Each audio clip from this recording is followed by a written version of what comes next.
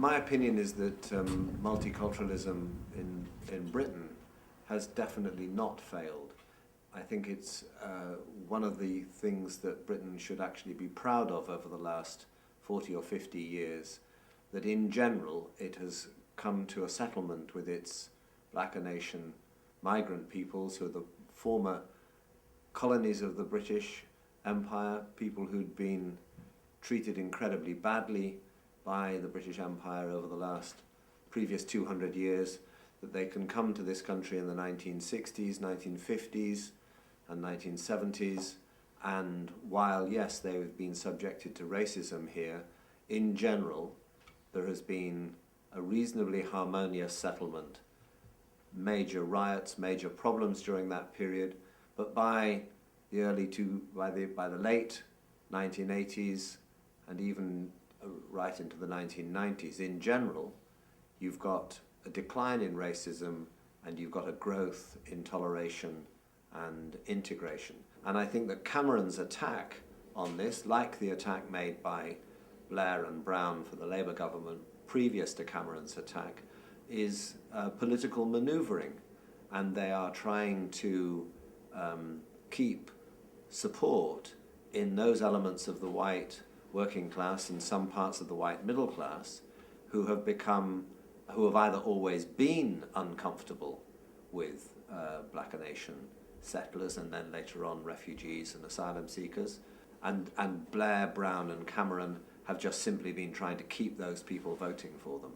The multicultural practice and legislation begins in Britain in the 1960s when liberal thinkers begin to try and introduce legislation to counter the visible discrimination that's taking place, particularly in the housing market and in the jobs market. Remember, all these people have come to Britain as citizens. They were the citizens of the empire initially, and they're granted citizenship in Britain as of right. So it's very hard for even conservatives to say these people can be legitimately discriminated against. And it proceeds reasonably coherently right up till 1989, when the controversy over Salman Rushdie's novel, The Satanic Verses, breaks out. So that's when the first really major shift in public opinion takes place. In 2001, you've got two major events that are beginning to really be a turning point in British public opinion around Muslims, which grows to a crescendo in 2005 with the attack on London. The question really of status and class is the story that isn't properly told when people are discussing race relations and multiculturalism in Britain. It's neglected because we have an ideological turn in the last 20 years which has tried to persuade the whole of society that there's no such thing as class left. When people talk of the problem of multiculturalism being a problem of segregation, particularly neighbourhood segregation, that is largely a problem of income and therefore of class. People have been forced by their poverty and their the low wages that they're getting and the insecure employment that they've had, people have been forced, black and Asian people have been forced to live in the cheapest areas of each town. And that, as I say, is an economic issue as much as a colour issue.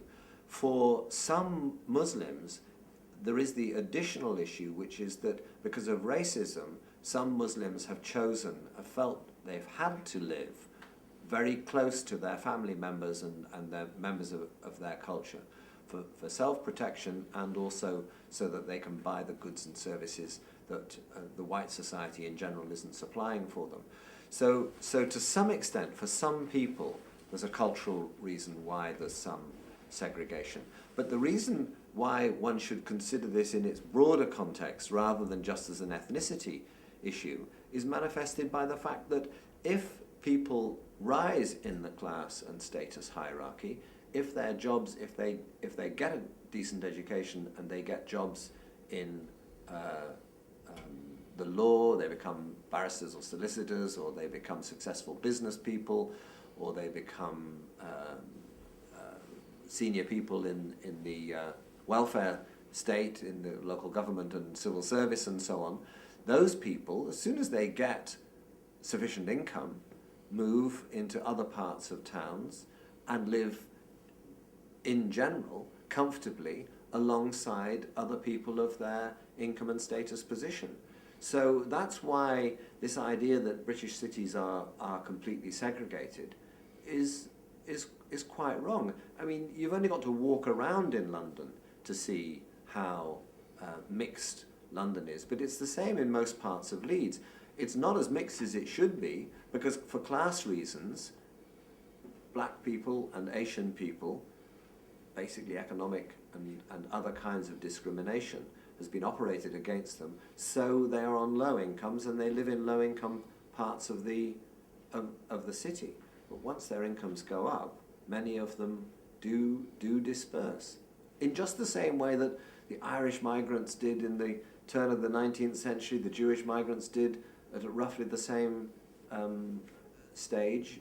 You know, the history of migration is a combined history of racism and the overcoming of racism and classism, for want of a better word.